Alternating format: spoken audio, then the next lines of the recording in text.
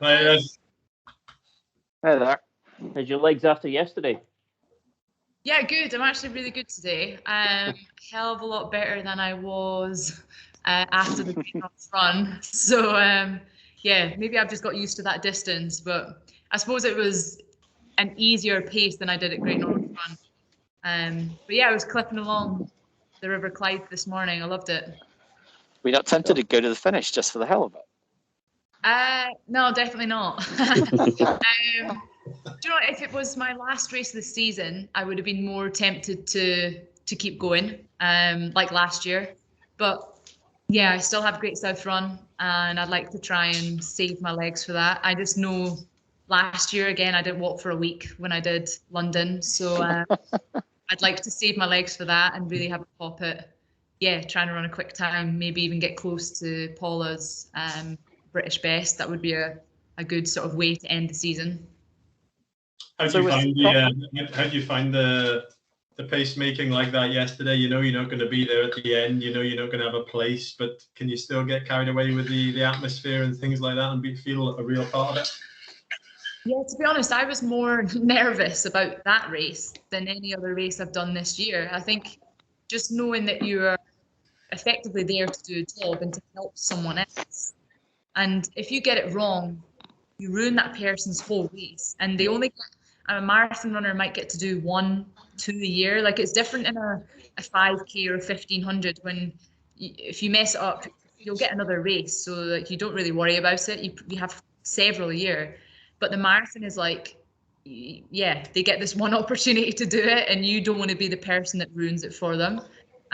So yeah, I was so nervous beforehand. But last year I went through, I think I was bang on exactly what Molly Seidel had asked me to run. And this year I was like a second faster than what Charlotte had asked me to run. So I'm pretty proud of that, to be honest. I feel like that's probably one of my biggest achievements as well, is being able to run 13.1 miles within a second of what someone's requested. Don't really know how I've done it. I still confuse myself, but yeah, I'm pretty happy with that at the weekend. So with being selected for Commonwealth, what's the distance going to be, or is that all to be decided? I'm pre-selected in the 10K, obviously off of Tokyo. I'm going to wait and see the sort of shape that I'm in to make a final decision on, do I want to be selected for the 5K as well? I suppose you never really quite know. Do you know? I think it depends, again, how other people are competing too. I'll definitely want to go to Commonwealth looking for a medal. And if 5 and 10 look like really good medal prospects, then there's no reason why I can't give both of them a go. Like they're both straight finals. They'll be spaced out. There'll be enough recovery in between those. I think the 10 is first. So yeah, it may be that if I'm in really good shape, I think, right, I'm going to have a 10 and the 5. But for now, definitely it is pre-selection for 10K only at the moment. Being sort of endurance, will this mean having to skip either Worlds or Euros, or is all three possible? Again, it's not something I've thought about too much at the moment. I just know that for us in Scotland, like Commonwealth is important. It's special. It's unique. I feel like it's only really the Scottish athletes that really feel that as well. Like for England, I think the priority will be Worlds and probably Europeans. But for us, Commonwealth is it's different and it's something that we all want to do. I think I'm fortunate in the sense that I can do 5 and 10. So it may be that I do a mixture of 5 and 10 across all three. There'll be a straight final for Europeans. There'll be a straight final for Commonwealth Games. So to be honest, that's no different than me going to a Diamond League in Brussels and Paris and Zurich and racing the Diamond Leagues like I normally would do. There's enough space between them to do it. I think the big challenge is if you're a marathon runner. If you're Callum, throw him under a bus, but if you're Callum, what do you do? Do you do Worlds? Do you do Euros? Do you do Commies? I would be tempted to go for the one where I felt I could medal. And I think Europeans and Commonwealth is a medal. There's 100% there. But it's still a world champ. So I think it's difficult for a marathoner. You're going to be able to pick one. Maybe even if you're someone like Laura Muir and you've got several rounds, you're doing rounds of an 8, a rounds of a 15, and you've got 3 different champs. I actually feel quite fortunate. I've got straight finals for all of it, other than the Worlds will be a 5K heat. But as I said, I'm used to racing like that, doing diamond leagues and bouncing from race to race. And there's even enough time, to be honest, between some championships for me to go back up to altitude again, get a little bit of training in, and then come back again. So it's not something that I'm particularly worried about for now. I'm just going to get myself in the best possible shape I can, and then see what the best opportunity would be for winning a medal at Commies. I know it's quite a high standard to get pre-selected. What does it say about the strength of Team Scotland that there are 6 who've reached this standard already? Yeah, honestly, I feel like Scottish standard certainly in the distance events is just getting stronger and stronger. It's continuing to improve. I think we've got the same people that have been around for a long time, like Laura Muir and Callum Hawkins, but even Gemma Reekie now coming through to really that next level. And there's like a small conveyor belt of people underneath that as well that will come from the youth teams, and then we'll be making the senior teams as well. So it's exciting, and it's just funny because it's people you've grown up with. As I said, Callum was a bit younger than me, but obviously I grew up racing Derek and his other brother Scott. It's quite a close-knit running community. Like, we all know each other very well, and I think that's probably what makes being part of Team Scotland again a little bit different and a little bit unique, is that we have travelled the length and breadth of Scotland as kids, competing the cross countries, and then going to like the national junior leagues and just all of those competitions.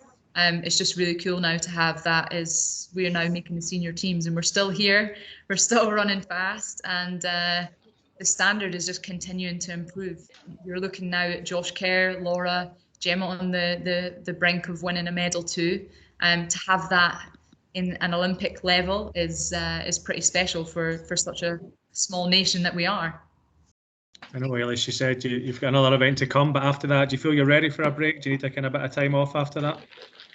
Yes, like I'm obviously grateful in 2 weeks, less than 2 weeks time. And then I'll have a week's holiday. I can't wait to get away, to be honest. More so just to like switch my phone off and just not have a lot going on. It's been a little bit hectic just this year. Not sure where we'll go yet, but I definitely want to just take a full week easy before starting to ease back into things again. We'll just go somewhere that's hopefully got sunshine, hopefully not got COVID restrictions or quarantine or anything like that. We'll just wait to see what the government say, if there's any changes, and just book something last minute. But there's definitely definitely need some sort of time off to just chill out and before we start the process all over again.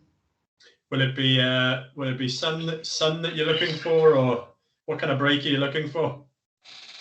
A sunshine break, a city break, anything you can get? It'd just be nice to have a break from probably just my mobile phone, to be honest, just to put that down and just completely, preferably sunshine. I'd like to top up a tan. I feel like I'm getting very ghostly white and very Scottish pale. So it'd be nice just to perhaps be on a beach somewhere and chill out a little bit. We obviously race in a lot of the cities, so I feel like we've sort of bounced from city to city to city, so it would be nice to not be in a hotel room as such, and just be on a beach in somewhere warm. But again, as I said, we'll wait to see what the government allows us, where they allow us to go. What do you think of the current state behind the scenes of UKA? Because obviously Rob Denmark's job, we believe, is at risk. There's been some talk about how well the Olympics was organised from a backroom sort of side of things. I mean, is this a sport that needs to raise its game? In all honesty, like, I can't fault them, because I feel like it's very easy to throw everybody under a bus and say, oh, it's awful, it's awful, it's awful. But they've just come in, like, they've only just stepped into the role. And if everything is already in a bad place, or if it's been left in a bad place, it's very difficult to come in and all of a sudden it's all roses and it's all perfect. Like, it's going to take time for their changes and whatever they want to implement to take place. Like, it doesn't happen overnight. And they are so new to this, all of them, like every single one of them is so new to the roles that they're undertaking. So for me, I'd like to give it a little bit of time before we start bashing them and being very negative about it all. I feel like every story I read at the moment is just negative, rather than saying, okay, let's just give it a bit of time and see how it pans out. And if we're still in this situation a year later, then yeah, so be it. But I think it sounds like, to me, from my side of things, it looks like they're almost just cleaning slate, as in getting rid of all the jobs for now, and then they'll reassess things and then get the people that they want involved. I think the fact that some people have lost jobs doesn't mean they'll just disappear. I think it may be that they're rehired again. I think it's just a way of emptying things before you restart. But as I said, for now, to be honest, I can't fault them. I feel like they did the best they could. They've also come in the middle of a pandemic, which isn't the easiest. And I think organisation for Tokyo, it was a nightmare. I can't imagine the amount of paperwork. I mean, the paperwork we had to do just to get in, paperwork they must have had to do was just insane. And it wasn't like every federation had the perfect camp. I mean, America didn't really have a holding camp whatsoever. I feel at least we had 2 weeks in Japan. It wasn't perfect, but did anyone have a perfect camp? I'm not sure. I don't know of any nation that just had the absolute perfect lead up into Tokyo. And again, that's probably why America came away. I think it was like their lowest ever medal toll ever. And that, again, is that their federation, or is it just a knock-on effect of COVID restrictions and everyone being in a challenging position? So yeah, I think it'll take a little bit of time before we know what changes and what things that they're bringing in, if it'll make a difference or not. Super, Eilish. Thanks very much. Thanks very much. Yeah, appreciate your time.